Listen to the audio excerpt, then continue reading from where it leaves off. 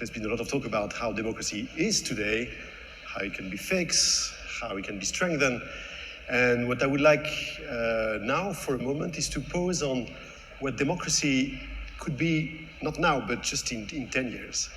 And I want to talk this afternoon about a revolution which is silently already coming and which is going to reshape entirely our democracies.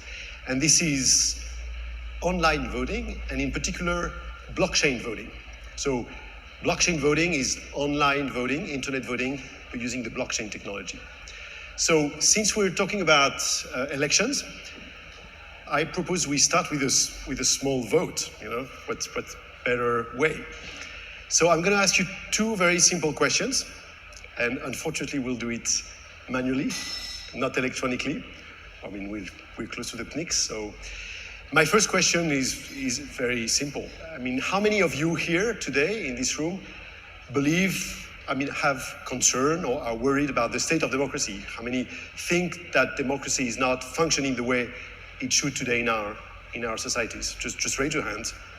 Okay, yeah, of course we have a very, very large majority, which actually echoes, public polls. There's a majority in the US, in Europe in general, thinking that it's not working the way it should. Now, second question. How many of you think that we should give more voice to experts?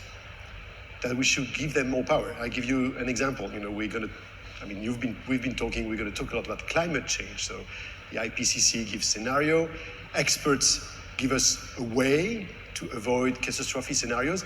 Should we just give them more power? So who would think that experts don't have enough powers in our current democracies? Just raise your hand. Aha, I have half of it.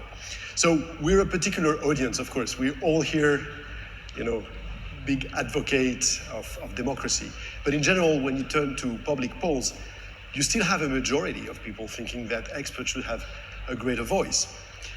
And I think this is exactly at the core of all our discussion. We're all schizophrenic about democracy.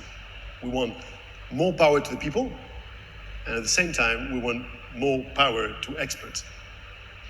Although these experts are not elected, and although these experts tomorrow are going to be called AI.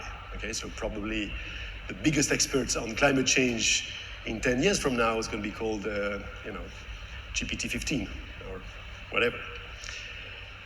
And so, how do we reconcile these two approaches? And my point this afternoon is going to prove that there is a middle ground emerging between our traditional democracies, which are under attack in terms of legitimacy and efficiency, and on the other side, that kind of AI-driven technocracy, that we see coming and happening. And this middle ground, I will call it direct digital democracy. And this is probably how we're all gonna make our democracy function in 10 years. In 10 years, we're gonna be asked to vote on great political priorities, on specific projects at local level, national level, international level. And AI, instead of, choosing on our behalf, will probably help each of us to make the right choices for each of these decisions, because AI would be more distributed if providing it's transparent and open, as we see some of the AIs are becoming today. So this will be, of course, empowered by e-voting. Now, if I talk about e-voting, probably many of you today are not thinking as e-voting as a big revolution. If you're lucky enough to own your house, you probably already vote in your homeowner associations. If you're an engaged citizen, we probably all are here, you vote within your NGO or community or nonprofit. If you're Canadian or Australian, any Canadian or Australian? I can't really see. Okay. Have you voted electronically online at some local elections? Some of the Canadian states do, like Ontario. Well, if you move from to another state. If you're French, so I'm French, are there other French people around? Okay, so I'm okay, half French. So French citizen, when we live abroad, so overseas French citizen can vote online for parliamentary elections. And if you're Estonian, any Estonian by any chance? So too bad, because Estonia is at the spearhead of technology in democracy. So Estonians have been voting online since 2005 at all elections. So e-voting is already around.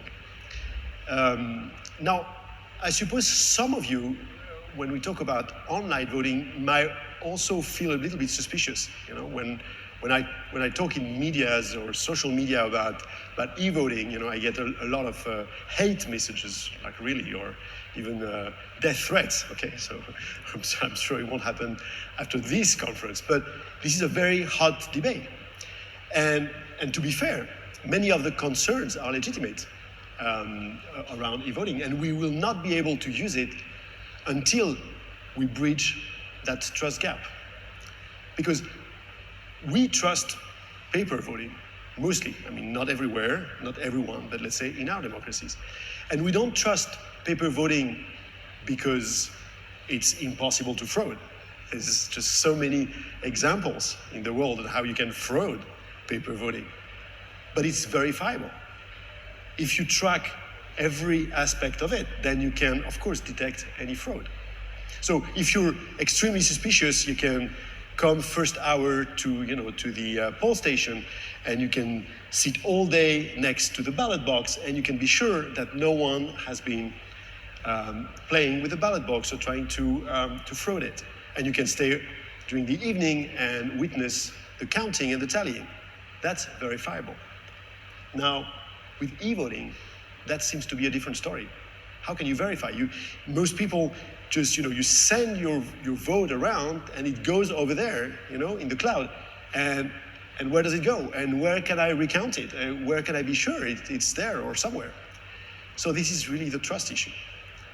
And none of the systems I've just mentioned, so sorry for Canada, sorry for Australia, sorry for France, sorry for Estonia, none of these countries provide end-to-end verifiable systems. And this is what's happening and coming. This is where blockchain comes into play. Because with blockchain, you can track digital information the same way it would be printed on paper. So we can design a voting scheme which will mirror the paper ballot voting scheme. So you would have a ballot box, and you can track your own ballot, and you can be sure it's there in the ballot box, and you can verify it's not been altered or modified or suppressed without revealing to anyone what you voted. And that's, of course, it's a total game changer. Because trust is objective and subjective.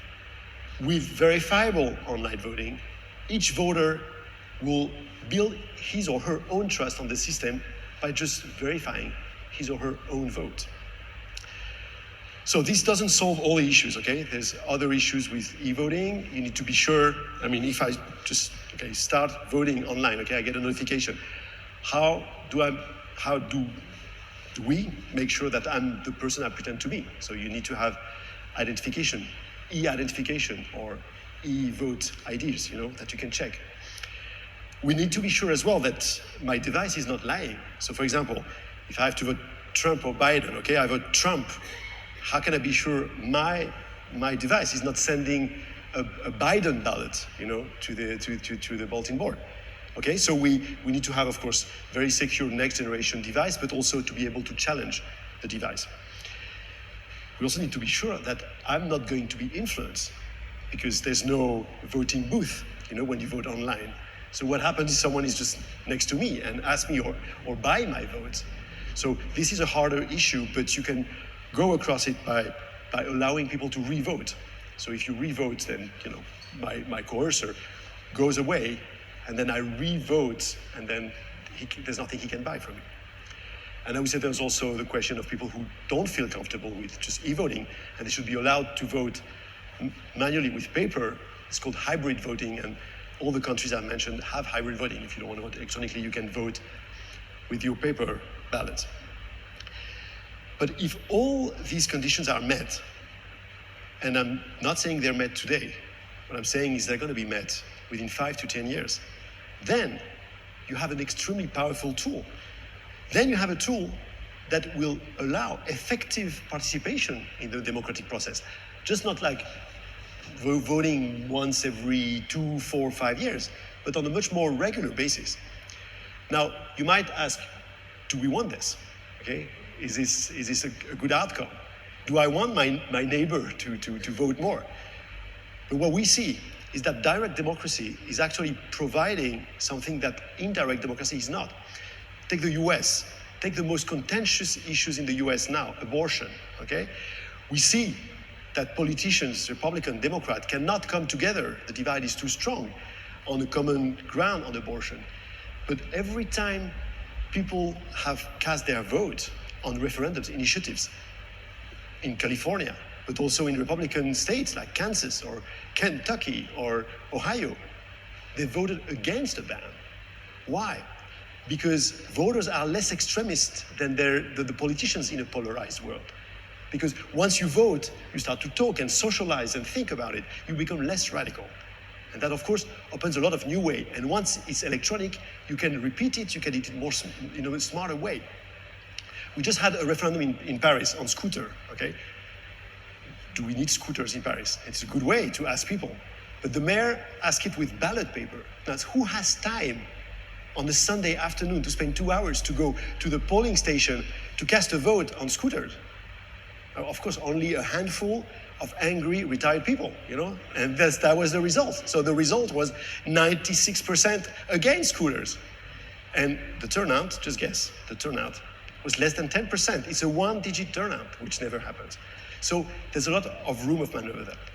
So if we picture ourselves in what democracy will like tomorrow, we'll be able to vote. We'll be able to vote on local issues, on national issues, on international issues. We'll be able to vote on climate change. You know, we know the COPs, when we have all these conference of parties and head of states and prime ministers, and they can't decide. I used to be in government, you know, before building the startup on blockchain voting, Electis, which now I run. And I used to be an advisor to President Sarkozy. We went to the COP15 in Copenhagen. We decided, the head of state decided to lock themselves up for 24 hours to come to a decision because the divide was so big. But we didn't. Why? Not because negotiators were bad, just because they had no mandate. No head of states or government had a mandate on climate change because they were not elected on climate change. They were elected on so many other things, right? If we elect tomorrow people who's going to be able to be counterpart of this head of state, we'll make more legitimacy. And we, Electis, we work with the UN to elect NGO representatives at the COPs. So I'm finishing here by saying I think there's really two models which are going to happen in the very near future. There's a model with data, okay? And this is going to be a very centralized and compelling model in a way. A kind of dictatorship of data. I like to call it a datatorship. And on the other hand, there'll be a possibility of much greater participation of citizens. A democracy for all, you know, and we're in Greece, so I want to make a Greek word. Democracy, we all know, is power of the people, but that word people has been used by so many politicians and interest groups. Let's call it power of all, you know, the pancratia. And the pancratia will be democracy by all, of all, and for all. Welcome to pancratia. Thanks.